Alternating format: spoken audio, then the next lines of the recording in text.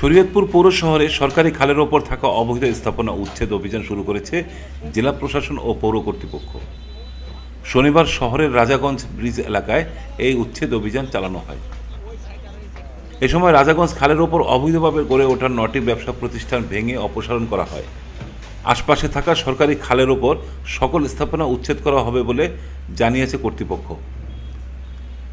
গত 24 নভেম্বর থেকে শরীয়তপুর পৌরসভার গুরুত্বপূর্ণ খালগুলোর নাব্যতা ফেরাতে এবং পানি প্রবাহ স্বাভাবিক করতে পরিষ্কার, খনন এবং উচ্ছেদ অভিযান শুরু করে পৌর কর্তৃপক্ষ ও জেলা প্রশাসন।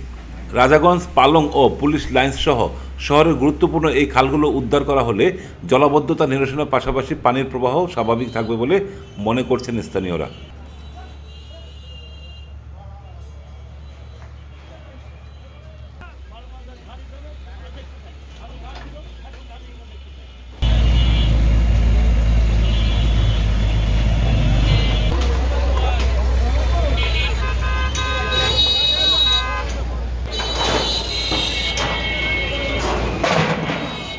হাফিজুর রহমান, অনুসন্ধান ডেস্ক।